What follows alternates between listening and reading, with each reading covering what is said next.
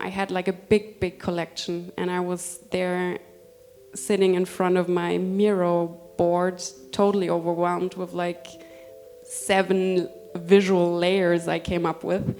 And then it just made sense to make a book and to find a structure and also kill some layers because it gets too much, gets too confusing. Hi and welcome to the podcast of FOTOTREFF Berlin. At FOTOTREFF number 41 on July 29, 2024, the artist duo Magdalena Wysocka and Claudio Pogo from Outer Space Press talk with photographer, photo editor and photobook author Chantal Seitz about photobook strategies. FOTOTREFF Berlin is supported by D-Light Rental Services and Henemann Buch- und Offset-Druckerei.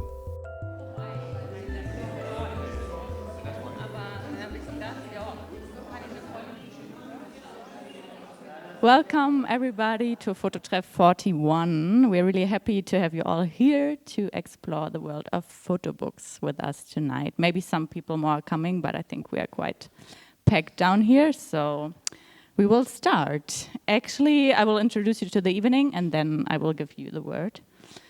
So in the first part of the evening, we will discuss the unique perspectives and challenges of photobooks, what makes them special, and what are some inspiring strategies for creating them.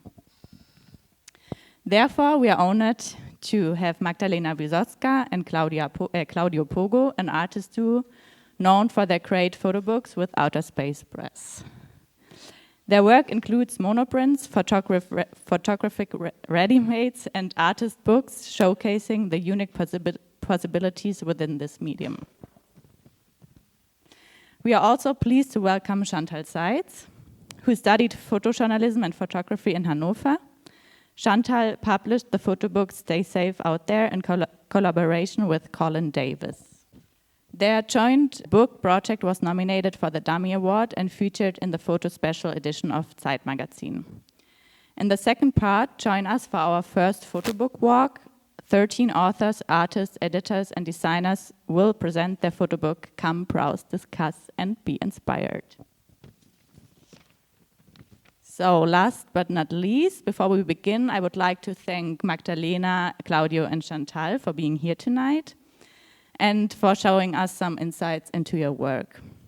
A big thank you also goes out to all the participants of the photobook walk in the second part, and also to our sponsors, DRS and Henemann, and of course to Attila, who is giving us this great location every time here. Have fun.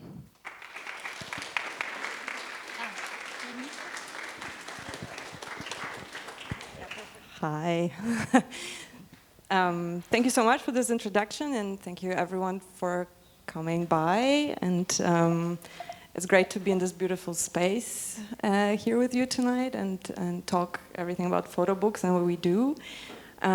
We thought to kick off the evening, we're going to start with showing 2 short videos, one from Chantal and one from us, to kind of introduce you quickly to our practices and our books. So we're going to start with a short invitation to our studio of Outer Space Press. Should I roll it? Yes. Yes, please. It's, as you can see, 3 minutes long. The link to the video by Outer Space Press and other information on FOTOTREFF number 41 on photobook strategies can be found in the show notes. So yeah, if you want to see the XXL version, there's a 40-minute version of this on our YouTube channel. Because we originally made this for like a competition, and we didn't read the rules. We made this 40-minute video of like how long it takes to make one actual copy of the book. And then, of course, when we wanted to send the video, we read in the rules that it needs to be a 3-minute video. So then we made this video. So if you want to see the XXL version, it's on the same YouTube channel. You can find it there.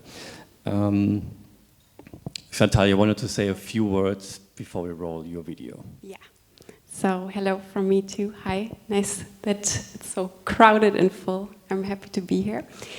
To just give a little context before we look into the photo book, Stay Safe Out There.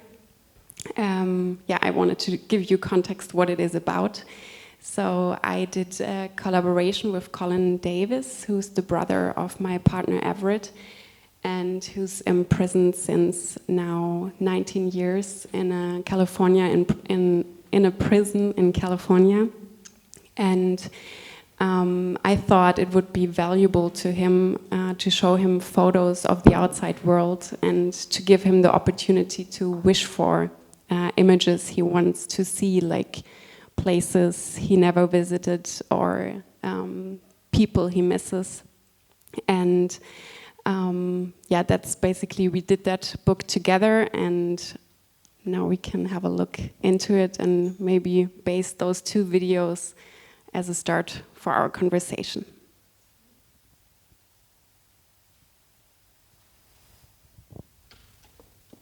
Hi Colin, how are you? I hope you're doing well. Everett and I think and talk a lot about you. Chantal, hi. Sorry it's taken me so long to write back. I promise I'll be on it more. I'm doing okay though, just waiting on my appeals to go through and hoping the judge will be fair. A few days ago, this idea came to me. I would like my thesis project to be a collaboration with you. It would entail me showing you, through photos, things, people, moments, places, which you are interested in seeing, but currently aren't able to see.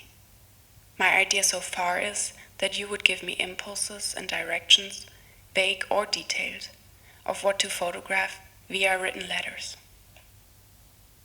So for your thesis, I will help. It sounds interesting and fun too.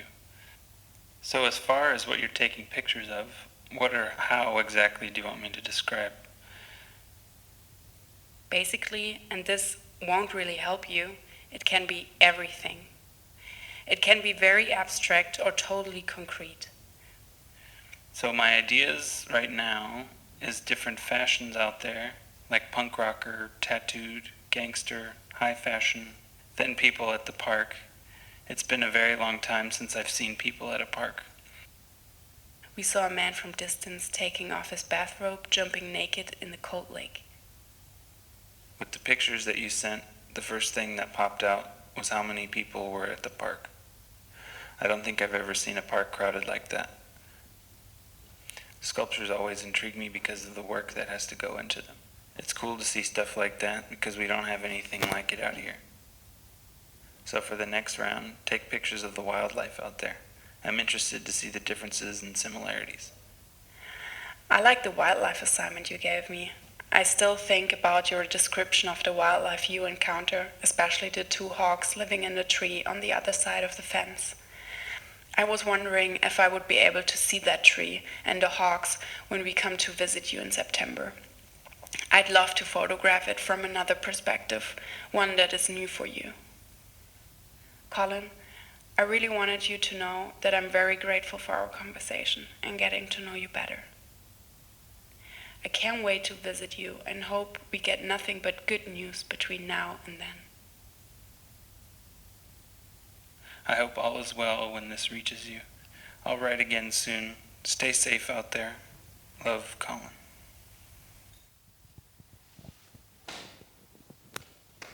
Okay.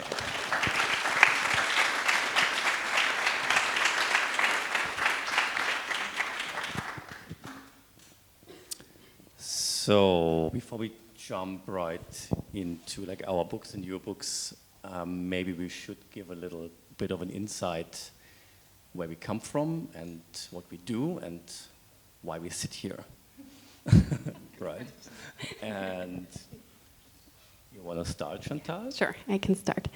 I, like in the introduction, where it was already said, I studied photojournalism in Hanover, and before that I actually did like a proper apprenticeship to be a photographer. And so I studied in Hanover, and the book was actually my graduation project. Besides that, I'm working as a photo editor for a crime magazine, which is interesting coincidence. And yeah, I think I'm here to talk a little bit in detail about the collaboration and the book as an outcome.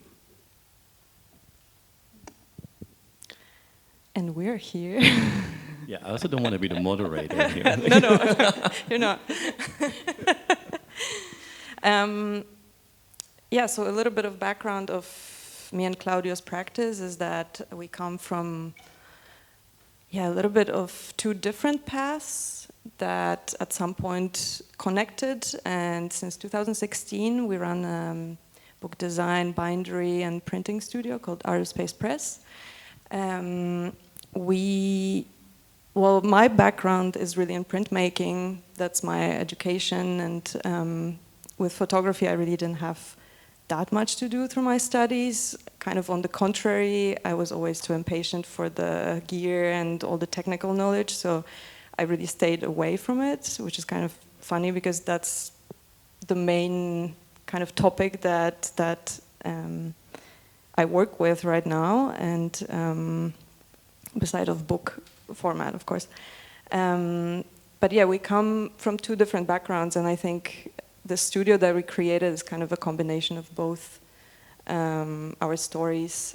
So I kind of bring this printmaking knowledge and typography design knowledge to the table, and then Claudio comes from really a photo world and brings his technical skills to the table.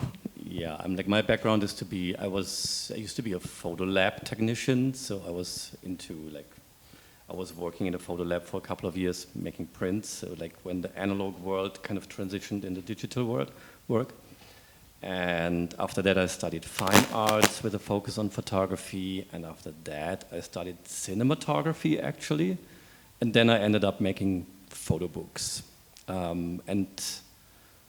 I would say like none of these studies was like any wasted time, because I'm always like looking somehow at the cinematography, like was that necessary? But I think it was because like this thinking in sequence, this thinking in one photo after the next one and stuff, also kind of helped. And I was running an imprint called PogoBooks since 2009.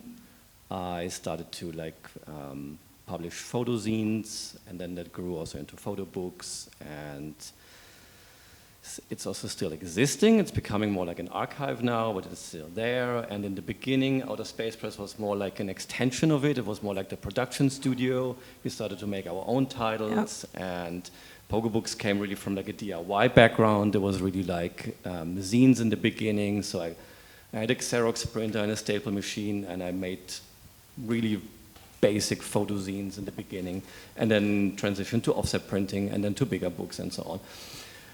And since 2016 we're doing Outer Space Press, which is kind of a back to the DIY thinking, or like it was, the idea was like we can go back to having a studio with equipment that we can make our own books, but a little bit more intricate than just doing a zine. So that's what we're doing now. It was a natural progress for you, right? From like, I mean, it's what we do. I feel like it's still a spirit of DIY. We do everything. We bind everything by ourselves, basically. We print mostly everything at the studio.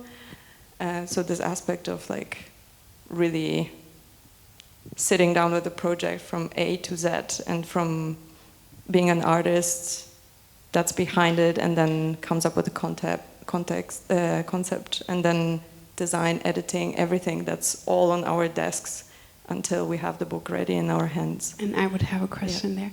Like, where is the content for the books coming from? Like, is that all, like, are you the source to create all the content, or? Yes, so we are the artists behind all these books that we publish. Also on the path there, we also had like collaborative projects, so we published other artists. Right now we're only publishing our own work, which is all photo books, but it's always a little bit difficult to find the perfect niche for us, because for the photo book people we were always a little bit too like artist book, and for the artist book people we were too much photo book, so we kind of in between. You know, it's like it's not the classic self-publishing, because well, we take the publishing aspect. Well, like taking it serious sounds a bit stupid, but we just kind of continued what was set up through Pogo, and we know how to do it. And so it's not like really starting as a self-publishing. I think it's definition of independent publishing, actually. It's like somewhere in between.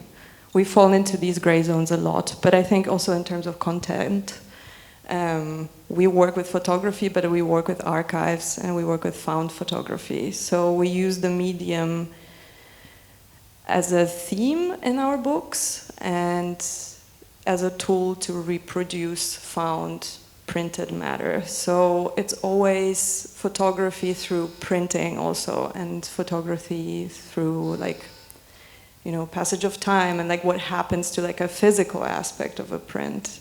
That's very important to us. And even though we work also with digital archives, it's all kind of very connected to tactility, because I think this work with materials that we do every day, it really like switches something in your brain, and you really develop this feel for how things feel and how they look. And yeah, I think that's... Yeah, in the beginning, when the three of us met for the first time, we were like thinking, why us, and like why are we sitting here together? Oh yeah, I had an alternative title for this talk. Yeah, because Yeah. Chantal was visiting our studio, and we were like, what do we have in common that we would talk about photo books? Like, we already Because kind it's of not like patient. weirdos Like, I in could the never photo do a book book world. like that. Yeah, Like, you're just doing your first photo, No. the first one, right? It's the second, but like I could never do it from scratch on my own. I would throw it through the wall. Like, I could like that's a big difference between us.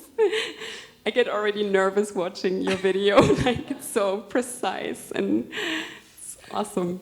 But yeah. So when we had a chat, we looked at the title of this talk, and we were like, funny, because we don't really do zines, and we also don't really do coffee table books, because like, okay, zines I did in the past, I can relate, and maybe we have a format that we can relate to zines, we can talk about that.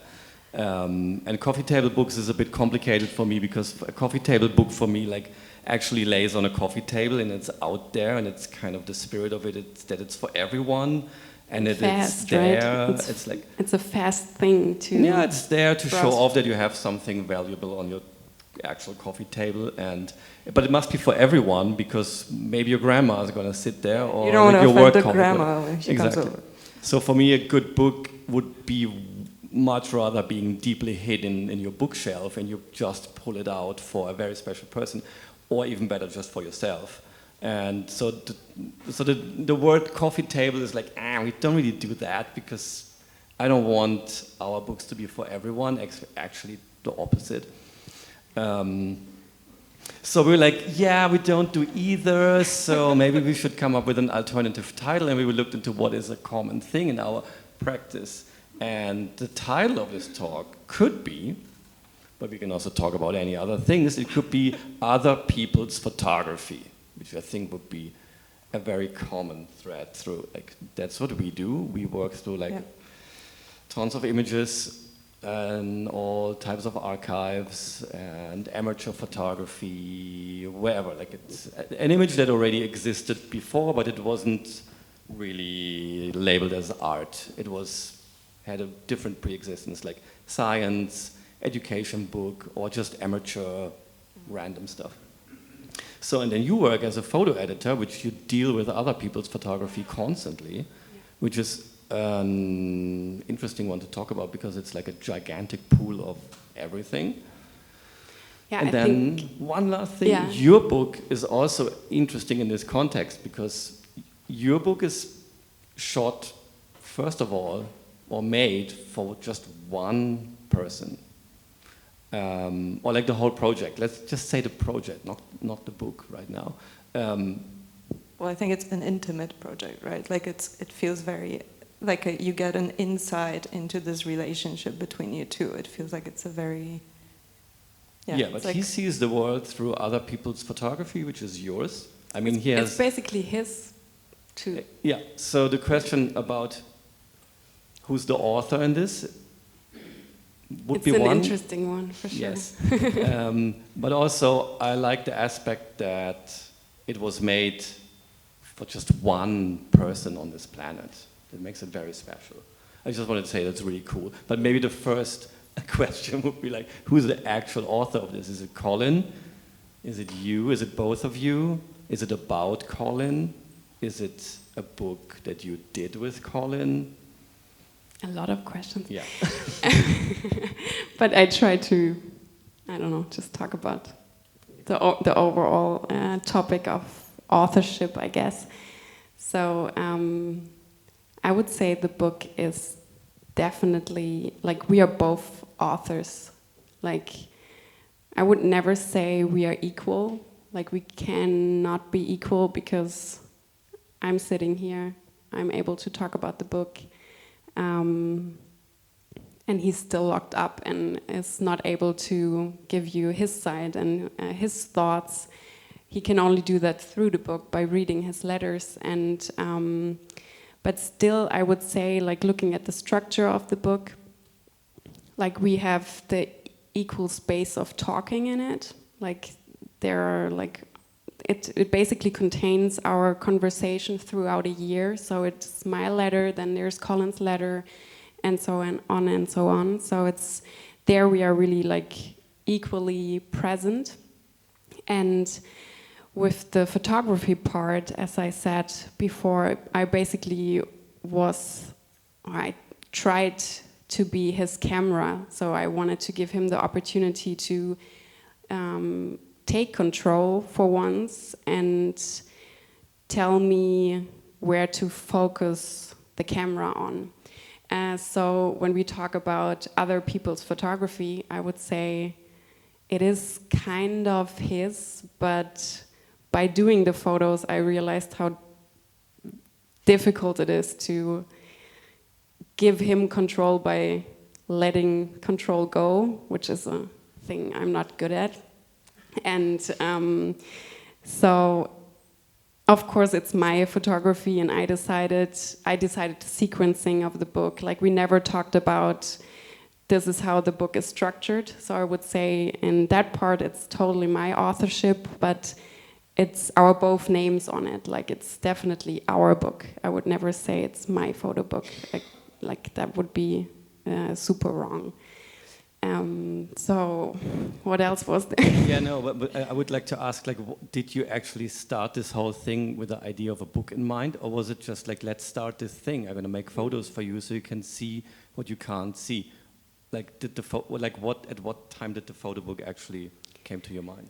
Yeah, so I started with not knowing where it's going, which was very difficult for me because I said I need control a lot. But so I basically threw out the idea to him and asked him if he would like to participate and join and do that project with me. And it was basically really just asking him, hey, does that sound interesting to you? Do you want to do that with me? But I had, from the beginning on, I had in mind, this will be my graduation project.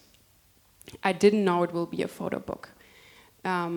But by the end, when it's, and maybe we can talk about that next, like collecting things, which is always the start before binding and doing the actual photo book. But after that year of writing and doing photos, and I had this big collection of also found footage, documents, like Colin was only able to see the photos in black and white, which you maybe saw in the book. So I had those documents sent from him. I had like a big, big collection, and I was there sitting in front of my Miro board, totally overwhelmed with like 7 visual layers I came up with.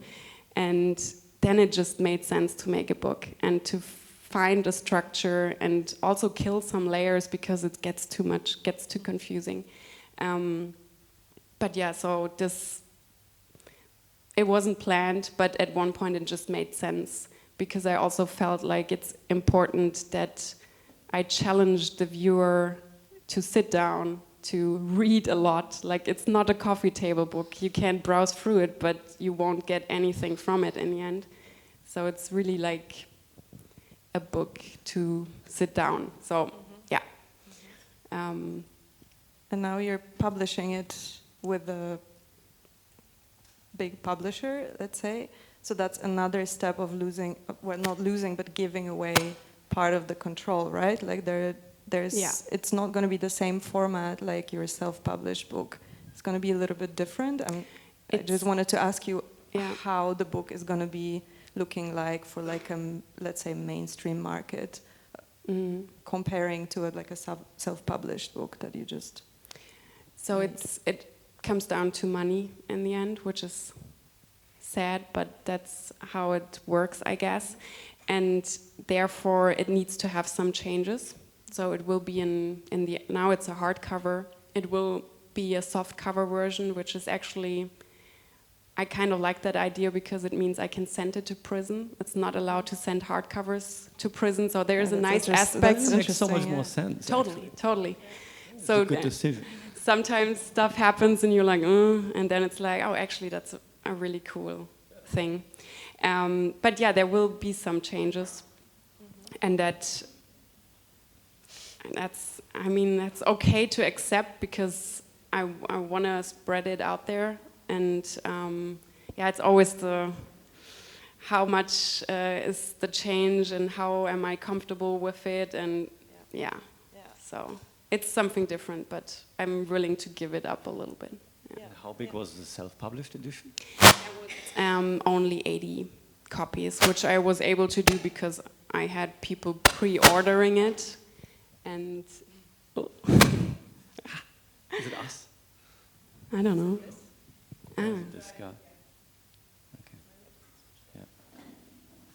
Well, I'm just asking because it could also be cool to it could have also been one book just for Colin.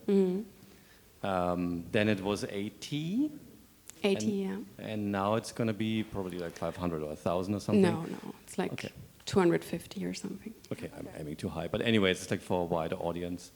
But did you ever consider just to make one book or to put it on a wall or was the photo book always? In the end, it was a photo book because, as I said, there were like so many layers, and I had a little exhibition, but it was more or less showing the book, and I had like a wall every viewer had to face and go around, and so there it is the book, and all that you can see in the book was made for Colin, and he received it, and so it's a lot of, I don't know the English word, but like facsimile, like there is a lot Colin had in his hands and I scanned it, so it is for him, but it's also, I think it talks to a big issue, and he's like in proxy for millions of people, so that's why we both decided to, if we can, we bring it out there and let people know about that prison system, and but maybe we talk about collections a little bit more, like if you guys want to, because like I saw that big book, maybe we can show it, and that's based on something found, right? Yes. There's going to be a chance, by the way, we brought our almost full catalog, also some rare stuff. There's going to be a chance to browse everything, and Chantal's book as well is on the table. So after the talk, you're welcome to put your hands on everything. So coming back to, like, I think... This is kind of our zine format.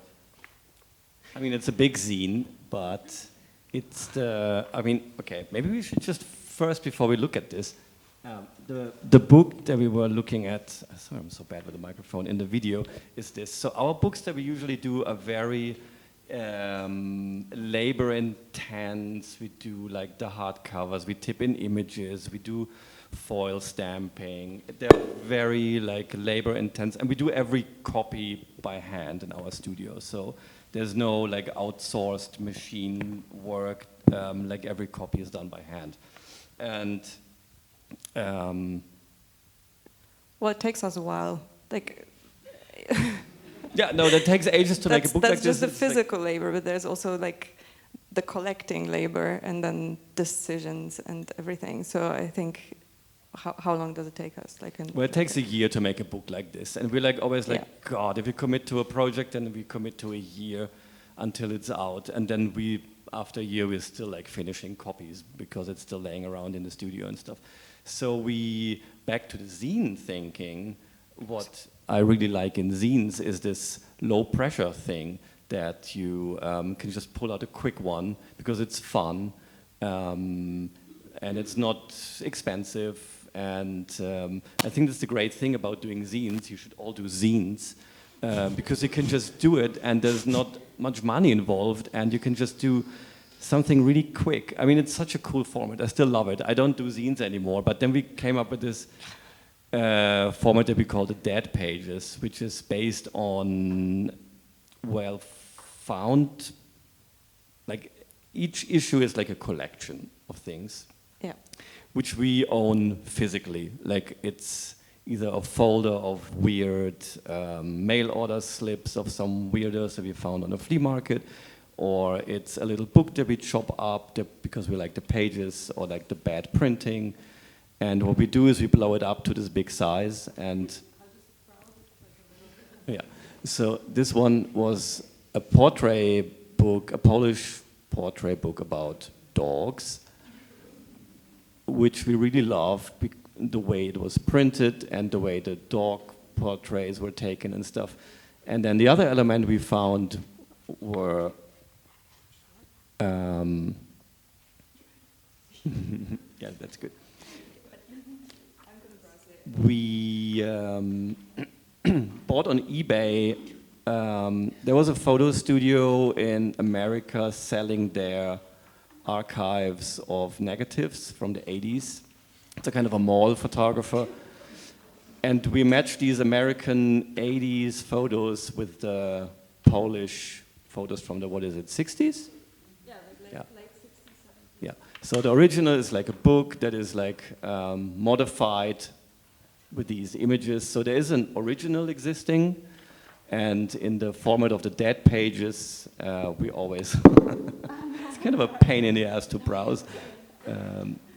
In the format of the dead pages, it's just a simple reproduction of the actual. And your photo.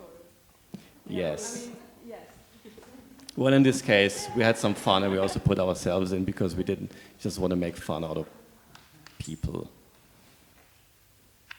But it's very much in the spirit of a zine, even if it's like way bigger and stuff. But I think it's like in the core, it's a zine because we do these. It's like the issue number 4 now. We're working on issue number 5 right now. This is whenever we don't want to commit to like a year of work or like, I mean, we're always cooking the next bigger book as well. But we also have these like fun little things in our collection, and we just love to have fun in our work because we just do this. We do nothing else. We do these books. So we just want to have some fun. And so there's these little projects that we do in this format. I mean, the idea basically came from us kind of thinking like, what would the opposite of what we usually do would look like? So it's a large format. It's unbound. I mean, it comes with a sleeve, obviously, but there's no stapling. It's just simply folded sheets. And then we print it as an open edition, so it's sort of printed on demand in small batches, but still numbered, because we kind of want to know where we are. The aspect of control, we can't let it go, I guess. But it's, talking about collecting stuff, it's really, really great. And like Claudio said, we have 4 issues out.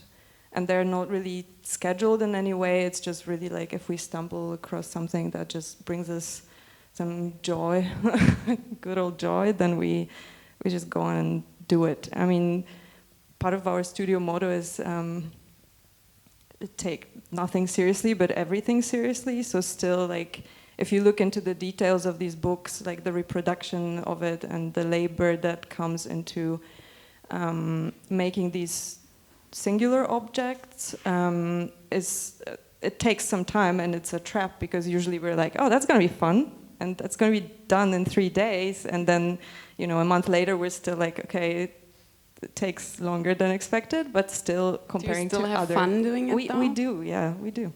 Are there ever the moments you're like, fuck, like now I'm in it and I'm stuck, and like, how do I go from there? Because I can, like, when I think back to doing that book, it was so helpful to have some people who were kind of on the outside being along with me with the whole project, but the bookmaking itself, like, it was frustrating and it hurt, and I think the decision making about it was so difficult, and having a deadline with having to graduate at one point, and that helped me to have to make decisions.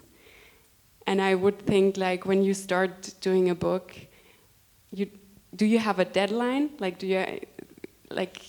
No, I mean, the good thing is that we like always cooking 3-4 projects at the same time, and they are in different stages. So when something is annoying in editing, we can just go to the bindery and glue some blocks. Yeah. And if we like super bored of making blocks or covers, whatever, then we look into the research of a new thing, or we have tons of scans to do. So there's always multiple tasks.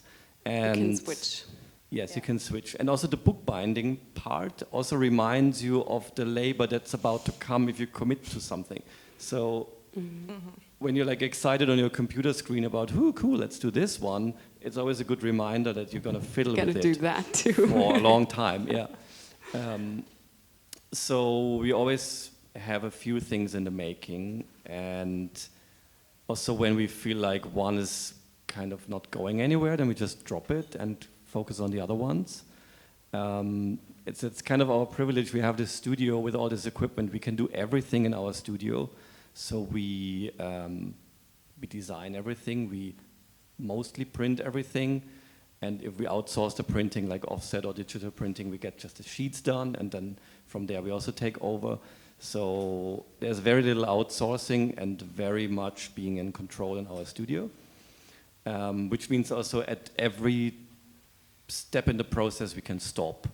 And there's also not a publisher who's like, let's do it, right? So we can always just, it's kind of a Disneyland. And what do you do when they're like, when you're doing your thing and you know how to do it, and then like suddenly you're stuck, like you're not like. Well, the good thing is that we have 2 brains, 4 hands, 2 brains, and we can have a conversation. If I would be alone, I would probably also lose my mind, but we are like 2, and that's very healthy. Also, like in terms of, I mean, there's a lot of things that we like attracted to, like a lot of archival images that we are attracted to. And we're also doing, what's on the invitation cards, we're also doing canvas pieces.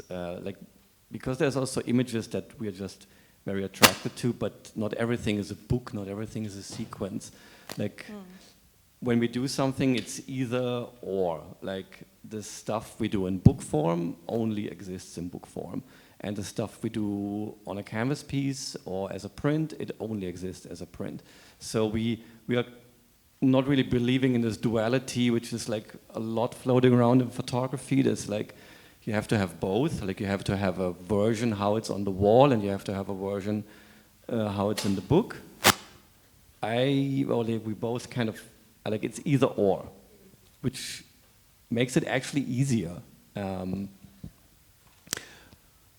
Is your project also, is it going to have a different form, or is the book it for it? It had a different form because it was published in a magazine. But actually I was pretty lucky, and they took over the layout of the book in the way they could do it, because the book has like this inlay catalog which feels different, which like, of course they cannot do that in the magazine, but they still try to just basically decide which pages from the book will be in the magazine. So it wasn't like a big, I opened the magazine and suddenly there were like different crops or like, you know, I was actually still in control of it, which I think I couldn't have done it differently because, yeah, I'm not alone in it. And it's like I can't give up taking care of Colin's story in that moment. Like I couldn't just send them the pictures and be like, let's see how that will turn out. So I was really lucky to be able to do that. So it's not really a different form, but it's obviously a way bigger audience, which makes it a different thing. Yeah. Should we talk about text in photo books? Yes. Because I think I hate texts in photo books. So you can't look at mine. No, but in your case it makes absolute sense because it's part of the work that you have a conversation in text form and then you have a conversation in like what, fax form? Is it fax what you send?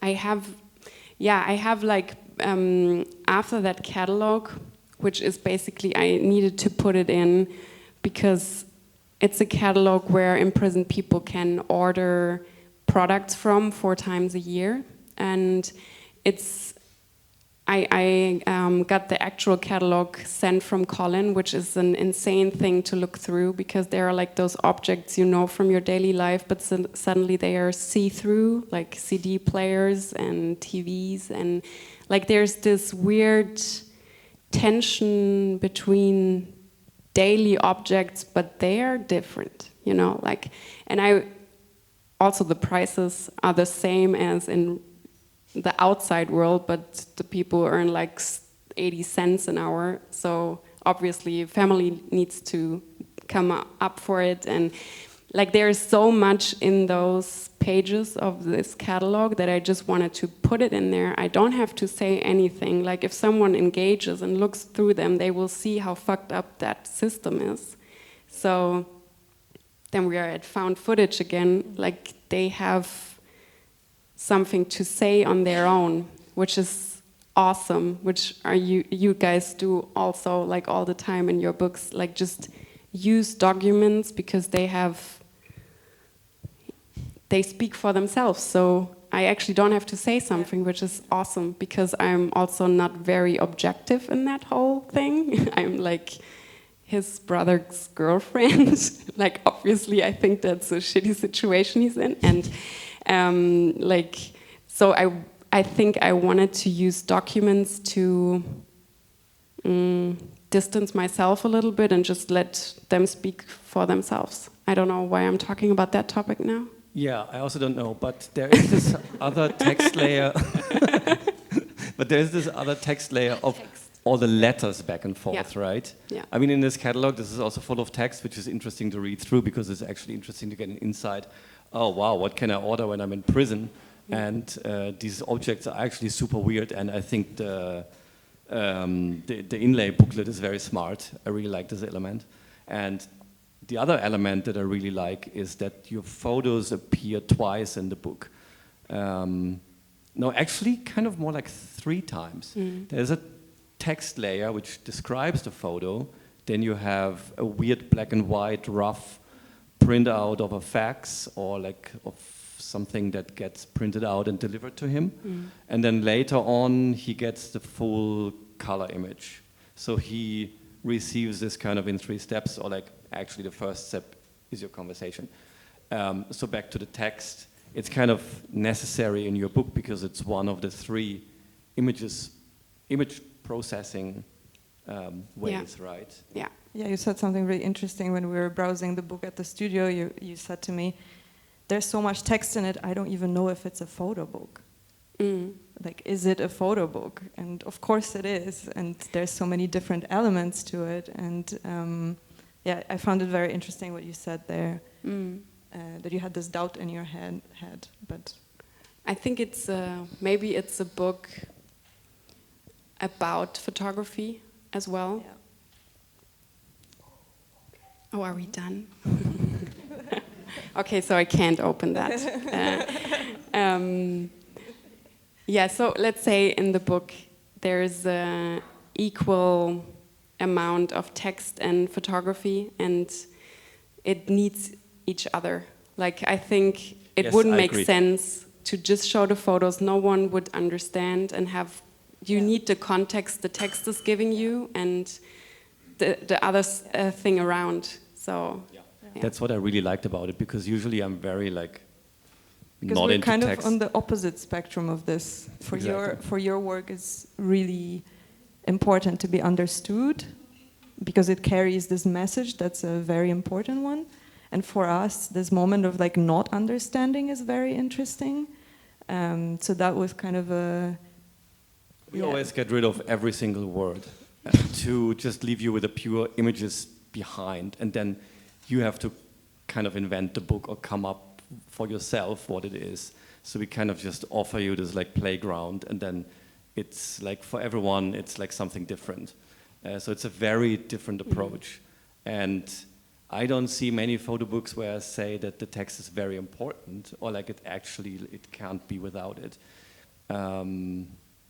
Because usually what you see is like then you have an essay that explains you what the book is about, and this is like always what I really don't like in, you know, in this world of photo books, that I feel like the images should speak for themselves. But in your case, they can't. It makes they can't. Yeah. And okay, I got a 5-minute warning here, so so questions, right? Questions. You can ask questions if you have questions.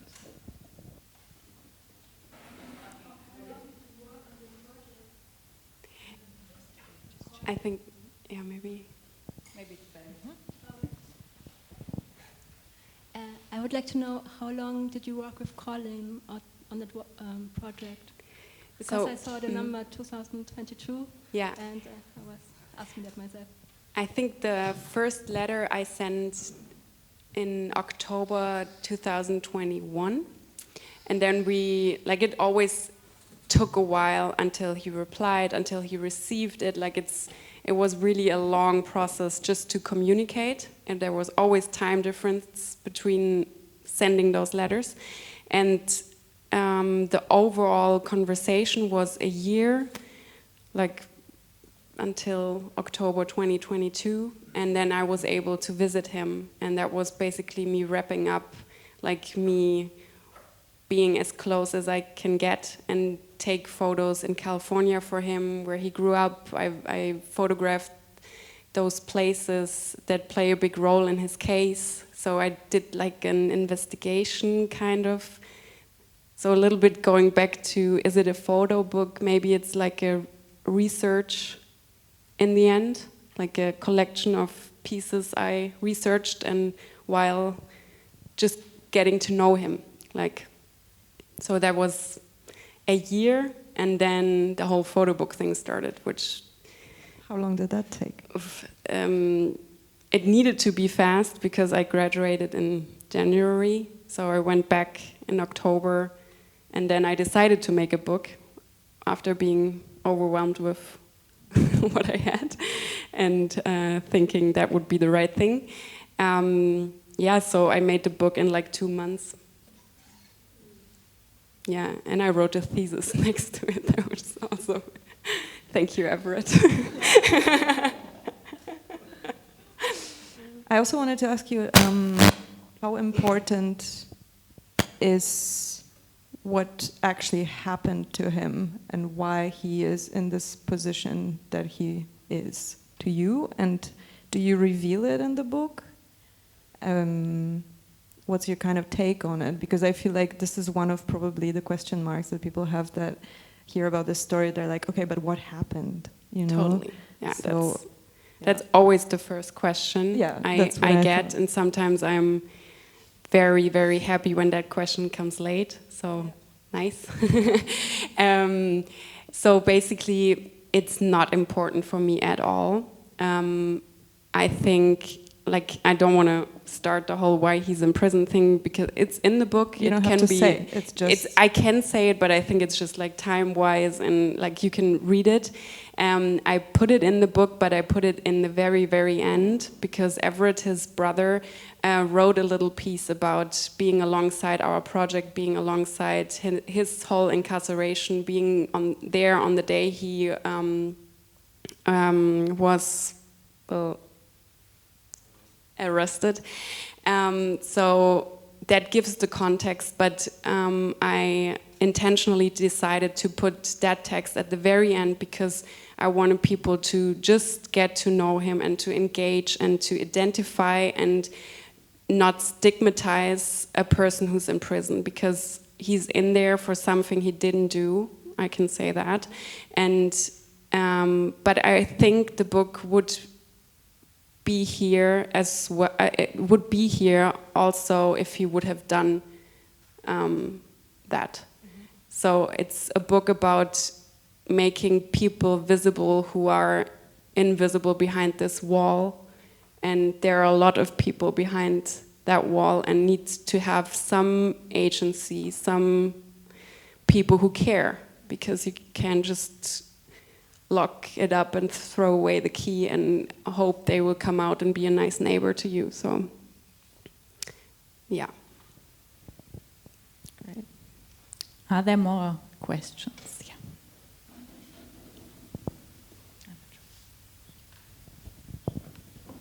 I have the question: how do you? So for you two.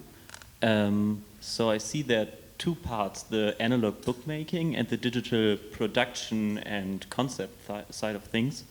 And what are the percentages? And are you always doing the same thing, or is there a time where one person is more in the concept and one person is more in the production? Yes, I'd like to have some. Thank you. So how we work usually is that we have publications that are our collaborative work, and then there are also books that are done just by me or just by Claudio. So it's sort of it's a little wave, I would say, that we like to research our own things and collect our own things, and then after these projects are done, we come back to working on something together. Just because this moment of like this connection and the moment of being just by yourself with the project is like it gets quite intimidating, and at some point you really sit with something that you don't even know what it is and if it makes any sense to anyone. And that's the moments where we usually just ask each other, what do you think, you know, or like, what do you see in this? And then in the if we work together on a book, I would say, because we have like a bit of different set of skills, we have the tasks that we split. Then I mean, we work on layouts and editing together, but then, like, for example, the technical part of photography, that's more on Claudio's desk, and I'm more responsible for design and typography, for example. And then we kind of, it goes like, we meet somewhere and then we split and we work separately, and then again. So it's really nice to have actually to work as a duo.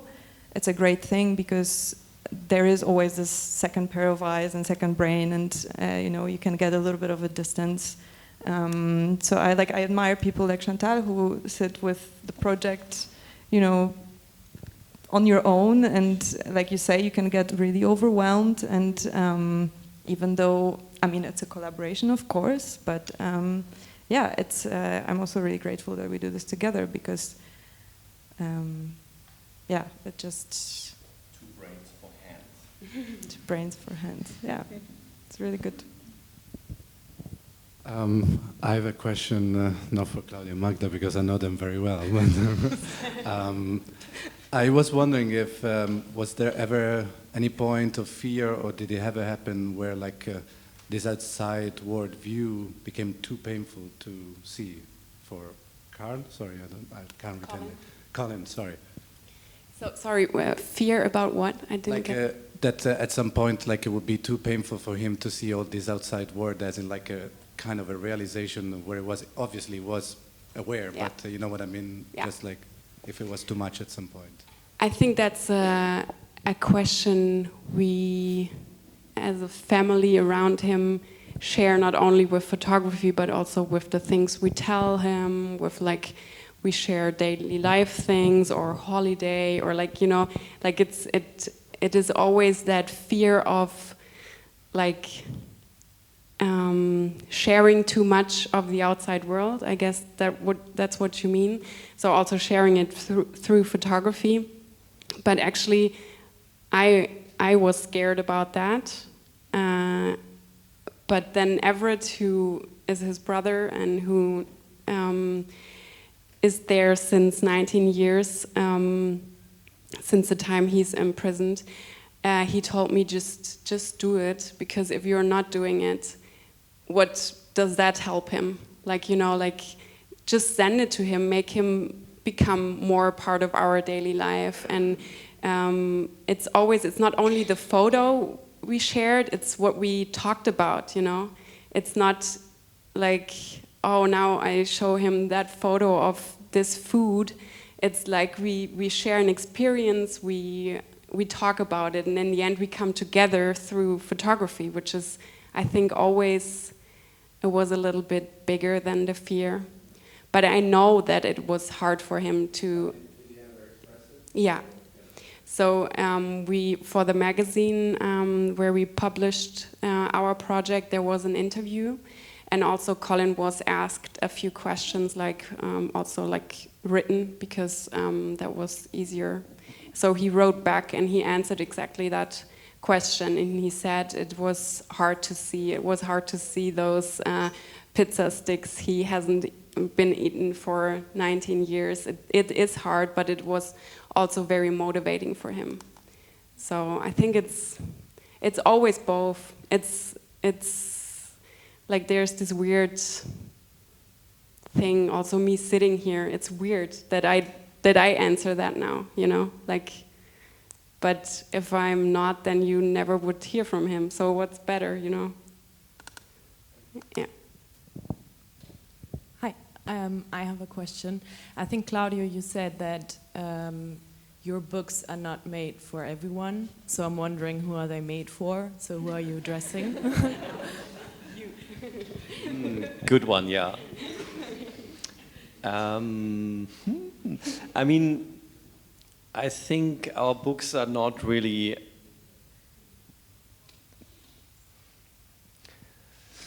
Well, our books are like...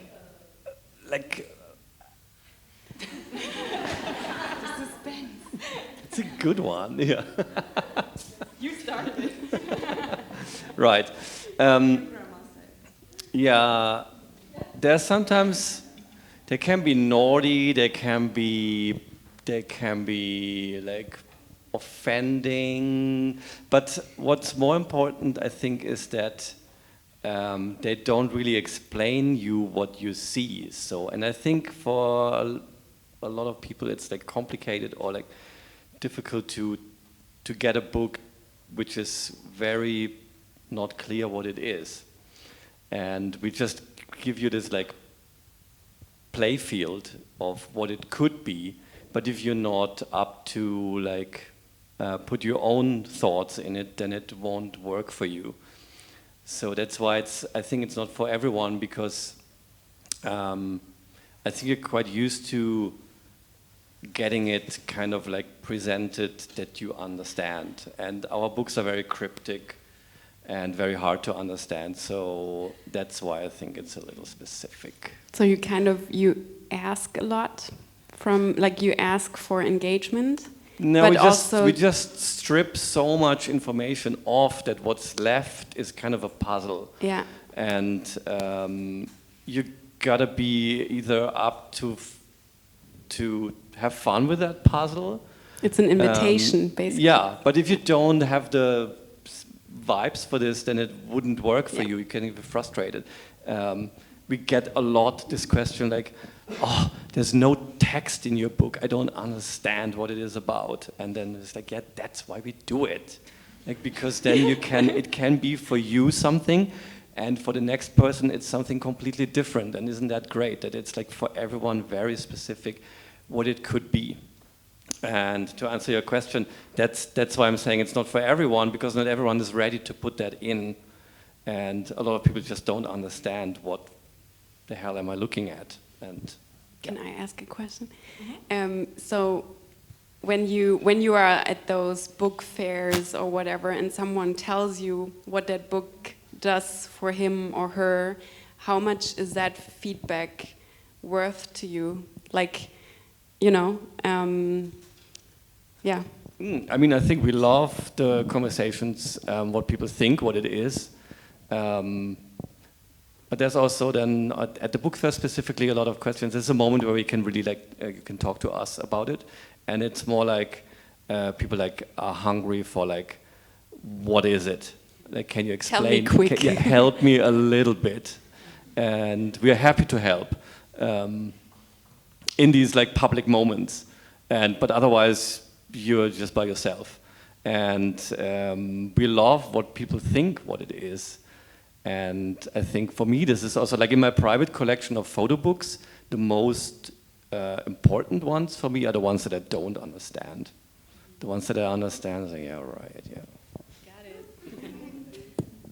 Yeah, I just wanted to add that even though that maybe on the surface they're quite cryptic, or really if you only get the visual information, then really what can you puzzle from it? But it's really important for us when we come up with a concept for a book that we actually can tell you what this book is about in basically one sentence. So it's not it's about anything, it's really specific. And so when we love to talk about it, and we love being at these meetings, we love being at the book fairs, and of course everyone is invited to look at it and ask and have an opinion. So the books are for everyone. But yeah, I think it's really important for us that this concept and then the execution of the book come very closely together, and then it's you kind of get both. And I think also an important one is actually from our experience, to sell a book, you need to do that. Unfortunately, you really have to. Yeah, especially if you have a cryptic book, you gotta have to break it down in one sentence, and then if you're able to break it down in one sentence, it's then it works. Yes. That's the experience that we get. That then also when you say it, and a person is okay, great, and then they come up with something, and this is very valuable. This comeback of being oh, I see something else in it is great. I love that. Actually, time-wise, we need to stop. If there's any question, one question more maybe. Otherwise, I think a good example for a project is Bild-Zeitung, the book you did, or William Eggleston. So maybe you can talk about it later. It's also here. Oh, you brought both books, right? Yes. Great. So, and you took the text away, actually. There was text in the no book and you deleted it. So no text at all.